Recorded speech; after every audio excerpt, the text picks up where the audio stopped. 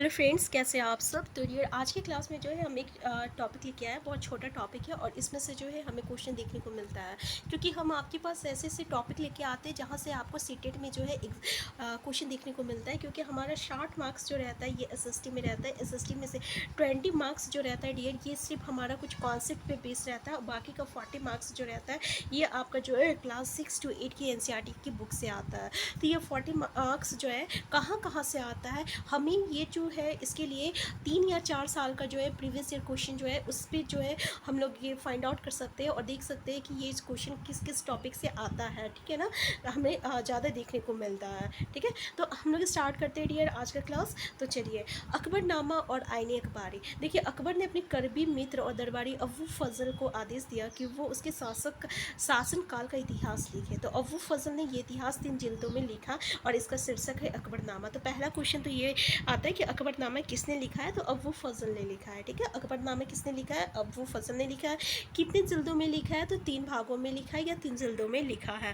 पहला जो जिल्द है ना वो अकबर के पूर्वज के बारे में बयान करता है। तो याद रखिएगा, पहला किसके बारे में करता है, तो पूर्वजों का बयान करता है। क्योंकि यहाँ पे स्टेटमेंट बेस्ड क्वेश्चन आता है तो 3-4 स्टेटमेंट आपको दे दिया जाएगा, उसमें पूछा जाएगा कि कौन सा स्टेटमेंट सही है कौन सा नहीं है। ठीक है, तो याद रखिएगा, पहला जो है पूर्वजों का बयान करता है और दूसरी जो है वो अकबर के शासनकाल की घटनाओं का विवरण करता है। दूसरा यानी अकबर के शासनकाल में जो भी हो रहा है ना अकबर के बारे में, कि वो कौन सा युद्ध लड़ा, किस में हारा, किस में विजयी हुआ, कितना लूटा, कितना क्या किया, तो उसके बारे में यहाँ घटना देखने को मिलता है। और तीसरी जिल्द जो है उसको हम लोग आईने अखबारी कहते हैं। तो याद रखिएगा, अकबरनामा में जो तीसरा पार्ट है, जो तीसरा जिल्द है, उसको हम लोग क्या कहते हैं, आईने अखबारी कहते हैं। और इसमें अखबार के प्रशासन, घराने, सेना, राजस्व, साम्राज्य की जो है भूगोल का ब्यौरा मिलता है। ठीक है, अब इसमें समकालीन भारत के लोगों की परंपराओं और संस्कृति को भी विस्तृत वर्णन है।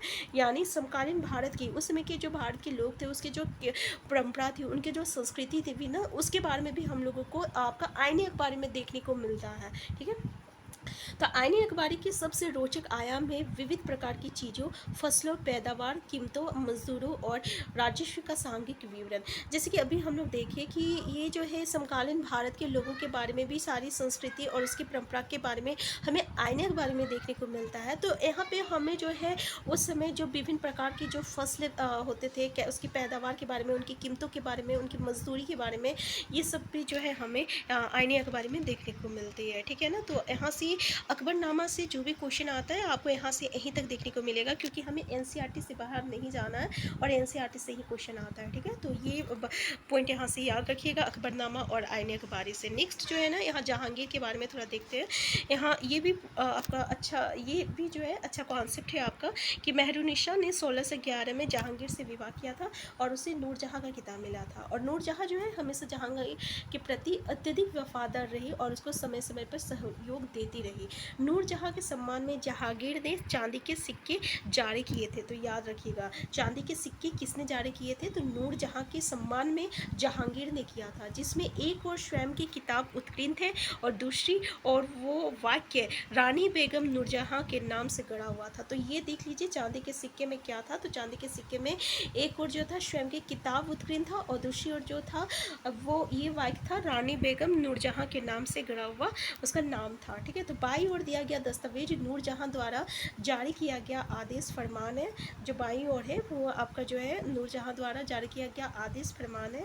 और चौकोर मोहर बताती है उद्दात और महान महारानी नूरजहाँ शाह बेगम का आदेश। गोल मोहर के अनुसार शाह जहांगीर के प्रताप से महारानी चंद्रमा जैसी वैभवशाली बन गई। हम कामना करते कि नूरजहाँ बादशाह इस युग की सर्वोत्तम महिला बने। ठीक है, तो यहाँ पे सबसे इम्पॉर्टेंट हमें आईने अखबारी है और आपका अकबरनामा है।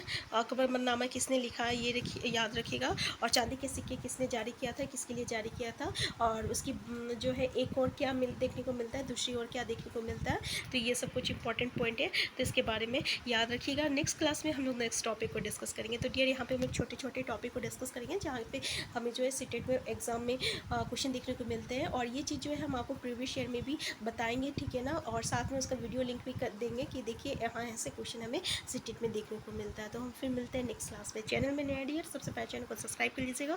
अगर ये वीडियो हेल्पफुल होगा तो प्लीज़ लाइक शेयर करना मत भूलिएगा। Thank you.